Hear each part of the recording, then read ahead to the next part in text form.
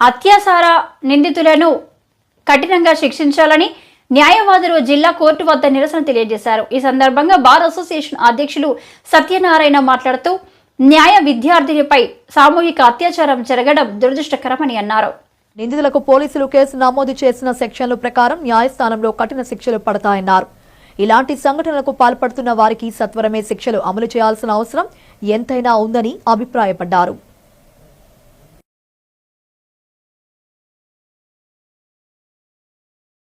లా స్టూడెంట్ని నలుగురు లా స్టూడెంట్స్ విద్యార్థులే, వాళ్ళ ఫ్రెండ్సే, కానీ నమ్మించి అమ్మాయిని పెళ్లి చేసుకుంటానని మోసం చేసి అమ్మాయిని ఒక ఫ్రెండ్స్ రూమ్ ఇంటికి తీసుకెళ్ళి అమ్మాయిని రేప్ చేయడం జరిగింది. రేప్ అంటే వాళ్ళు అనుభవించడం జరిగింది.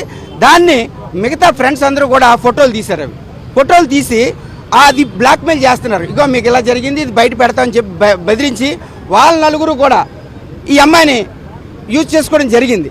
ఆ విధంగా నలుగురు కలిపి అమ్మాయిని సామూహిక అత్యాచారం చేశారు. ఇది సామూహిక అత్యాచారమే.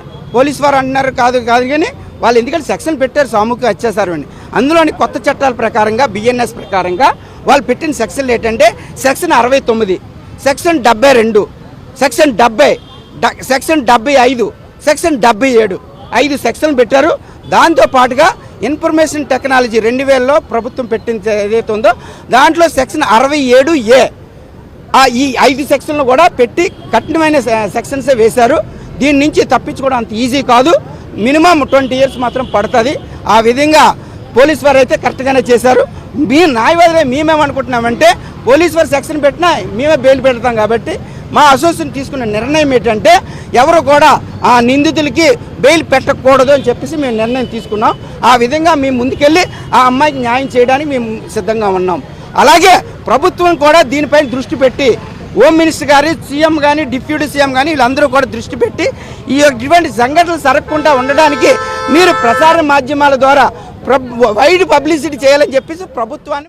జాతీయ స్థాయిలో ప్రధాని మోడీ, చంద్రబాబు, పవన్ కళ్యాణ్ కలిస్తే ప్రపంచం వస్తుందని జనసేన రాష్ట్ర ప్రధాన కార్యదర్శి సత్య పేర్కొన్నారు. ఆంధ్రప్రదేశ్లో కూడా ఇదే విధంగా జరిగిందని అన్నారు.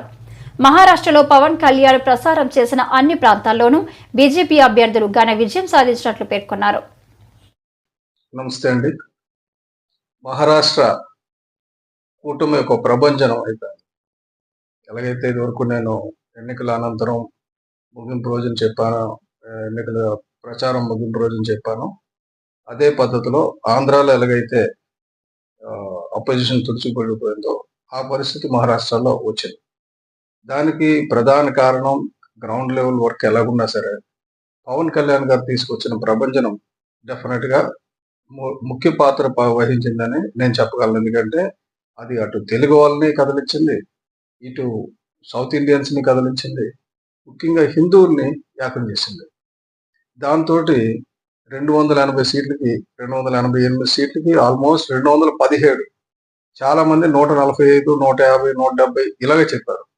నేను ఆ రోజే చెప్పాను 200 పైన వస్తాయి, 200 వస్తాయని. ఎందుకంటే ఆ పరిస్థితి కనబడుతుంది, ఫీల్డ్లో ప్రజల్లో కనబడుతుంది. ఇప్పుడు అక్కడ చూడండి 217కి బ్రేకప్. ఇప్పుడు ఇంకా అది 220 కావచ్చు, 228 కావచ్చు. బీజేపీకి సొంతంగా 127 వస్తే శివసేనకి 49, ఎన్సీపీకి 35. అదే కాంగ్రెస్ ఇండియా కూటమికి వస్తే టోటల్గా 62 వచ్చినాయి. 62లో కాంగ్రెస్ కేవలం 18. అంటే బీజేపీకి 127 వస్తే కాంగ్రెస్కి 18 వచ్చింది. నెక్కకి నాగలోకానికి అంటారు చూసారు, అలాగ ఉంటుంది పోలిక. మేము కొట్టేస్తాం అంటే మీరు ఏంటి అనేది కాదు, ప్రజలు ఏమనుకుంటున్నారు అనేది ఇంపార్టెంట్. ప్రజలు ఇప్పుడు డెఫినెట్గా మోడీ గారు తిరుగులేని నాయకుడు అని ప్రజలు నమ్ముతున్నారు, ప్రపంచం నమ్ముతుంది. అయితే జార్ఖండ్ విషయానికి వస్తే జార్ఖండ్ అక్కడ ఇండియాకి 30 వస్తే 50 వస్తే ఎన్డీఏ కూటమికి 30 వచ్చాయి.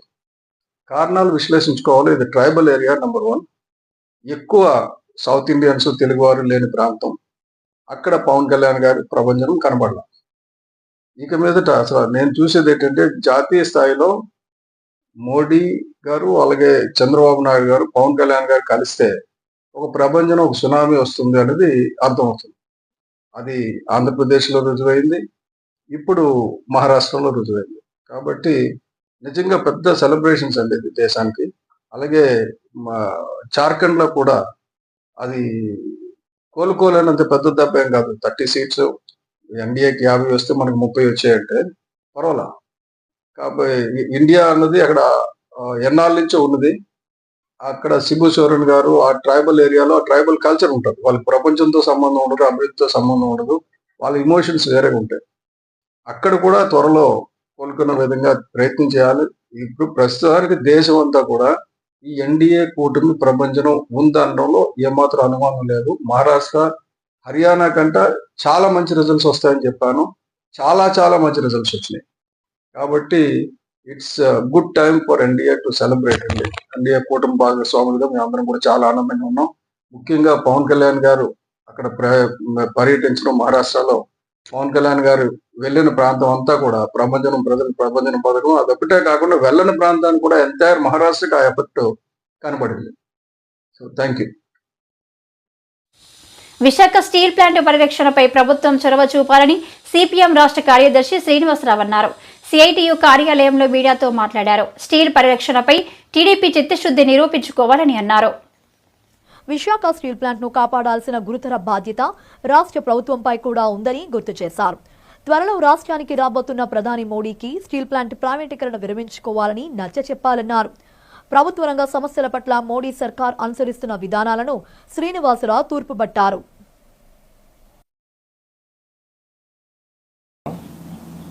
నిన్న అసెంబ్లీలో విశాఖ స్టీల్ ప్లాంట్ మీద చర్చ జరిగింది.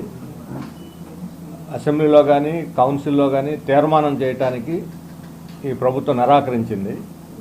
అదే సమయంలో ప్రైవేటీకరణ కాదు అని వీళ్ళే అభయహస్తం ఇస్తున్నారు. అంటే వీళ్ళు ఎవరికి చెప్పారు, ఎక్కడ తీర్మానం చేశారు? రాష్ట్ర ప్రభుత్వమే ప్రైవేటీకరణ కాకుండా నిలవరించే అధికారం ఉంటే సంతోషం. కానీ ఇది కేంద్ర ప్రభుత్వ సంస్థ, ఇది ప్రైవేటీకరణ జరగదు అని ప్రకటించాల్సింది కేంద్ర ప్రభుత్వం. ఆయన స్టీల్ మినిస్టరు ఆయన వచ్చేసి కుమారస్వామి వచ్చి చెప్పేశాడు ప్రైవేటీకరణ జరగదని.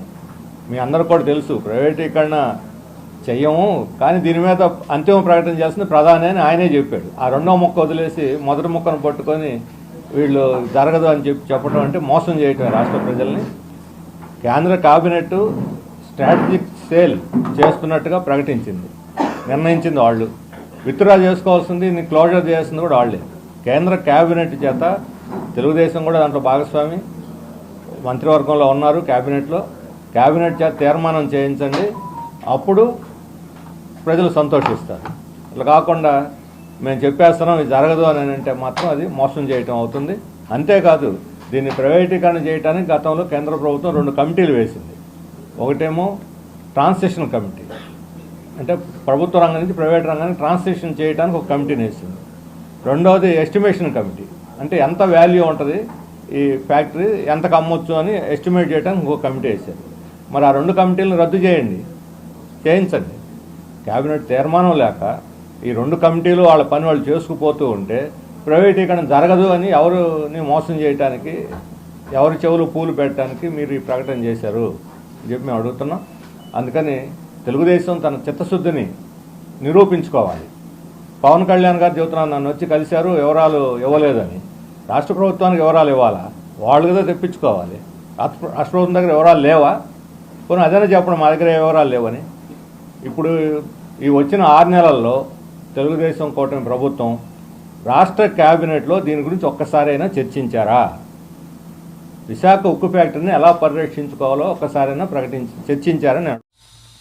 విశాఖకు చెందిన YCP social media activist Ravikiran భార్య సుజన ఆవేదన వ్యక్తం చేశారు. శుక్రవారం ఆమె మాట్లాడుతూ నా భర్తను ఆగస్టు 31న అదుపులోకి తీసుకున్న పోలీసులు కేసులు బనాయిస్తూ రాష్ట్రమంతా తిప్పుతున్నారని ఆమె ఆవేదన వ్యక్తం చేశారు. మధ్యాహ్నం 12:30కి తీసుకెళ్లారండి. తీసుకెళ్లి నైట్ అంతా వైజాగ్లో తిప్పి సెప్టెంబర్ 1ని గుడివాడ పోలీసులకి పిఎస్కి తీసుకెళ్లారు. నెక్స్ట్ గుడివాడ పిఎస్లో 2 కేసులండి, అరండల్పేట, దువ్వాడ పోలీసులు ఇంటికి వచ్చి వాళ్ళు వెహికల్ ఏం తీసుకురాలేదు, మీ కార్ లేదమ్మా అని అంటే సరే అని మేము వెహికల్లో వెళ్ళామండి. ఆ ఎస్ఐని కానిస్టేబుల్ని కూడా మా వెహికల్లోనే తీసుకుని వెళ్ళాము. అక్కడికి వెళ్ళిన తర్వాత మా కారులో గంజాయి పెట్టి మా కార్ని సీజ్ చేద్దామని చూశారు. తర్వాత దువ్వాడ నుంచి మహారాణా పోలీస్ స్టేషన్కి పంపించారు. తర్వాత రాజమండ్రి ఆ రోజు నైట్ మహారాణిపేట స్టేషన్ నుంచి నైట్ రాజమండ్రి పంపించేశారు. రాజమండ్రి ఆ రోజు ఈవినింగ్ వరకు ఉంచి రిమాండ్ చేశారు రాజమండ్రి జైలుకి వెళ్ళి కలుద్దామని అంటే అక్కడ పీటీ వారెంట్ వేసి మాచర్లకి తీసుకెళ్లారు. మాచర్ల పిఎస్ తీసుకెళ్లారు. మళ్ళీ రాజమండ్రి తీసుకొచ్చారు. రాజమండ్రి జైలు నుంచి మళ్ళీ కలుద్దామని వెళ్తే నెక్స్ట్ డే కురుపంకి తీసుకెళ్ళిపోయారు. కురుపం తీసుకెళ్లారు. కురుపం నుంచి లేట్ నైట్ కురుపంలో రిమాండ్ చేసి లేట్ నైట్ వైజాగ్ సెంట్రల్ జైలుకి పంపించారండి. సెంట్రల్ జైలు నుంచి పోనీ అక్కడికన్నా వెళ్ళి కలుద్దామని అంటే అతన్ని అక్కడి నుంచి బాపట్ల ఇంకోళ్ళు తీసుకెళ్లారు. అక్కడి నుంచి మళ్ళీ వైజాగ్ తీసుకొచ్చారు. మళ్ళీ ఇట్లా పీటీ వారెంట్లు వేసి ఆయన్ని సబ్బవరము, లావూరు, వైజాగ్, మళ్ళా గాజువాక కోర్టు, మళ్ళీ ఈ మాచర్ల స్టేషన్ రిమాండ్ అని చెప్పి 2 days తీసుకెళ్లారు. ఇవన్నీ చేస్తున్నారు. మళ్ళీ ఇతను రిమాండ్లో ఉన్నాడని తెలుసు కూడా పులివెందుల నుంచి పిఎస్ నుంచి పోలీసులు 2 జీపుల్లో వచ్చి మా ఇంటికి వచ్చి ఇంటి దగ్గర కొంచెం హడావుడి చేసి ఇంటి దగ్గర నోటీసులు అంటించి వెళ్ళారండి. ఈయనకి మెడిసిన్ సరిగ్గా ఇస్తున్నారో లేదు తెలీదు. మళ్ళీ ఇతను కొంచెం హార్ట్ పేషెంట్ అండి. జైలు ఎంట్రీ కానీ మనం చేసుకుంటుంటే అక్కడ పీటీ వారెంట్లను పెట్టి అతను ఎక్కడుంటున్నాడో తెలియకుండా మాతో కలవనీయకుండా మాతో మాట్లాడనీయకుండా చేస్తున్నారండి. ఒక్కరోజు కూడా అట్లా అతన్ని జైల్లో ఉంచలేదు. ఇలా పీటీ వారెంట్లు వేసి మొత్తం రాష్ట్రం అంతా తిప్పుతున్నారు. 12 సంవత్సరాల నుంచి మేము ఈ పార్టీలో వర్క్ చేస్తున్నాము. చేయటం వల్ల ఇది తప్పని నేను అనుకోవట్లేదు. ఇంత కక్షపూరితంగా ఎందుకు చేస్తున్నారు ఈ కూటమి ప్రభుత్వం నాకు అర్థం కావట్లేదు. నా పిల్లలు నేను ఇదే విధంగా చేస్తే, నా భర్తను కలవనీయకుండా మమ్మల్ని ఇదే విధంగా చేస్తే చంద్రబాబు ఇంటి ముందుకు వచ్చి నా పిల్లలు నేను సూసైడ్ చేసుకోవాల్సి వస్తుందండి. ఇన్ని తప్పులు మేము ఏం చేస్తామో తెలియదు. అంటే ఈ ప్రభుత్వంలో ఈ పార్టీలో ఉండి మేము ఏమన్నా చేస్తే తప్పు అవుతుందా మీకు? ఆరోగ్యం బాగుంటలేదండి ఆయన్ని. అసలు ఆయన మనిషిని నాకు చూపించట్లేదు. నాతో ఇప్పుడు ఆయన్ని చూసి కూడా నేను చాలా రోజులు అవుతుంది. ఎప్పుడైతే రాజమండ్రి రిమైండ్ చేశారో అప్పటి నుంచి మనిషిని కలవనివ్వడం కానీ, అసలు ఆయనకి టాబ్లెట్స్ ఇస్తున్నారో లేదో తెలీదు. అతన్ని తిప్పుతూనే ఉన్నారు, ఒక్క చోట ఉంచట్లేదు. మిడ్ నైట్ అని ఎక్కడంటే అక్కడ ఆ జైల్లోంచి మిడ్ నైట్ ఎలా పంపిస్తారండి? అతను ఎప్పుడు వెళ్ళినా కూడా జైల్లో ఉండట్లేదు. పీటీ వారెంట్ వేసి ఇక్కడ తీసుకెళ్లారమ్మా, ఎక్కడ తీసుకెళ్లారనేది కూడా కరెక్ట్గా చెప్పట్లేదు. మేము లాయర్లు అరేంజ్ చేసుకోవాలన్నా కూడా కుదరట్లేదండి. ఇప్పటికి 15 కేసులు పెట్టారండి, అన్నీ రిమాండ్ చేశారు. మాకు ఎక్కడ తీసుకెళ్తున్నారో చెప్పట్లేదు. నాకు ఒక రిపోర్ట్ ఇవ్వట్లేదు. అసలు ఏం జరుగుతుందో కూడా తెలియట్లేదండి. ఈ పార్టీలో ఉండటం వల్ల మాకు కక్షపూరితంగా చేస్తున్నారా? అసలు పర్సనల్గా ఎందుకు తీసుకుంటున్నారు మమ్మల్ని? అసలు వాళ్ళు సంతకం కని చెప్పి తీసుకెళ్తున్నారండి. వస్తున్నారు, సంతకం కని తీసుకెళ్తున్నారు. ఆ సంతకం కానీ తీసుకెళ్లి పొద్దున్నుంచి సాయంత్రం వరకు కూర్చోబెట్టుకుంటున్నారు. ఆ సాయంత్రం ఏం జరుగుతుందని తెలియట్లేదు. బయటకు వచ్చేసరికి ఇంకో స్టేషన్ పోలీసులు ఉంటున్నారు. అంటే ఇప్పుడు ఆయన మేము ఫాలో అవుతున్నామని మమ్మల్ని అవాయిడ్ చేయడానికి ఈయనకి రిమైండ్ వేసి ఇప్పుడు ఎక్కడెక్కడ తిప్పుతున్నారో కూడా తెలియకుండా సీక్రెట్గా తిప్పుతున్నారు. ఈయన్ని ఎక్కడెక్కడ తీసుకెళ్తున్నారో కూడా తెలియట్లేదండి. ఇంత వేధిస్తున్నారు మమ్మల్ని, మా కుటుంబాన్ని. దగ్గర 2 నెలలు అయిందండి. ఆగస్ట్ 31 నుంచి ఇప్పుడు వరకు వేధిస్తూనే ఉన్నారు మమ్మల్ని. ఇంటికి వచ్చి అంతా గొడవ చేస్తున్నారు. పీటీ వారెంట్లు అంతా ఇంటి దగ్గర అంటించడము, పోలీసులు రావటం అంతా హడావుడా చేస్తున్నారు. చంద్రబాబు గారికి ఇప్పుడు మీరు ఇలాగే కక్ష సాధింపు కింద ఇట్లా ఇంటూరు రవికిరణ్ ఇలాగే వేధిస్తే నేను నా పిల్లలు వచ్చి మీ ఇంటి ముందు సూసైడ్ చేసుకోవాలనుకుంటున్నామండి. దేశంతో పాటు రాష్ట్ర ప్రగతికి భగవాన్ సత్య సాయిబాబా ఎన్నో మంచి పనులు చేసి ప్రజల హృదయాల్లో చిరస్థాయిగా నిలిచిపోయారని పెందుర్తి ఎమ్మెల్యే రమేష్ బాబు అన్నారు. శనివారం సుజాతానగర్ సత్యసాయి ఆధ్యాత్మిక కేంద్రంలో నిర్వహిస్తున్న బాబా జయంతి వేడుకల్లో ఎమ్మెల్యే ముఖ్య అతిథిగా పాల్గొన్నారు.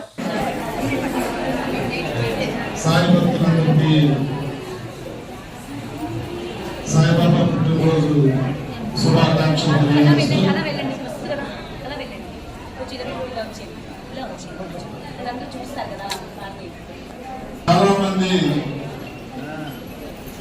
ఈ రాష్ట్రంలో ఈ రాష్ట్ర ప్రగతి కోసం దేవుడు మనకు కనిపించడు, ఎన్నో మంచి పనులు చేస్తాడని నమ్మకంతో మనం పూజలు చేస్తాం. కనిపించే దేవుడు ఎవరు అంటే సత్య సాయిబాబా అని చెప్పి పరిపూర్ణంగా నమ్మి, అలాగే కనిపించే దేవుడిలాగా ఎన్నో మంచి కార్యక్రమాలు వారి చేతుల మీదుగా జరిగాయి. ఈ రాష్ట్ర దేశ ప్రగతి కోసం ఎన్నో మంచి కార్యక్రమాలు నిర్వర్తించిన స్వామివారు. మరి వారి అడుగుజాడల్లో మీరందరూ కూడా నడుస్తూ ఎన్నో మంచి కార్యక్రమాలు చేపట్టి ప్రజల్లో పాపభీతిని తెచ్చి మంచి కార్యక్రమాలు చేయాలి, వారి అడుగుజాడల్లో నడవాలి అని చెప్పి వారిని స్ఫూర్తిగా తీసుకుని చేస్తున్న కార్యక్రమాలకు మనస్ఫూర్తిగా సాయి భక్తులందరినీ అభినందిస్తా ఉన్నాను. మరి ఈ 97వ వార్డులో ఈ ప్రాంతంలోనే చాలా గుడులు ఉన్నాయి. ఈ ప్రాంతంలోనే నేను కూడా ఈ ముందే ఇల్లు తీసుకుని ఉంటా ఉన్నాను. ఈ రోడ్ టచ్ చేయగానే ఒక పులకింద ఒక అనుభూతి వస్తూ ఉంది. తప్పకుండా మీతో కూడా నేను ఇంకా మాట్లాడాలి. మరి అందులో అసెంబ్లీ ఉండటం వల్ల ఇక్కడ అందుబాటులో లేను. సోమవారం నాడు 10 గంటలకు ఇక్కడికే వస్తున్నాను. మీరు ఏ సమస్యలు కానీ ఈ ప్రాంతంలో మన డెవలప్మెంట్ కోసం మనం ఆల్రెడీ ఎమ్మెల్యే అయిన తర్వాత మా కార్పొరేటర్లు కానీ నేను కానీ ప్రమాదాన్ని మేము 35 కోట్లు ఫండ్ తెచ్చాం. బుచ్చయ్యపేట కేవీ రోడ్డు మీదుగా తరలిస్తున్న గంజాయిని స్థానిక పోలీసులు స్వాధీనం చేసుకున్నారు. డీఎస్పీ శ్రావణి శనివారం మాట్లాడుతూ, పోలీసులు స్థానిక చెరువు కట్ట వద్ద తనిఖీలు చేస్తుండగా ఓ కారులో 3 వ్యక్తులు 100 కేజీల గంజాయి తరలిస్తూ పట్టుబడ్డారు.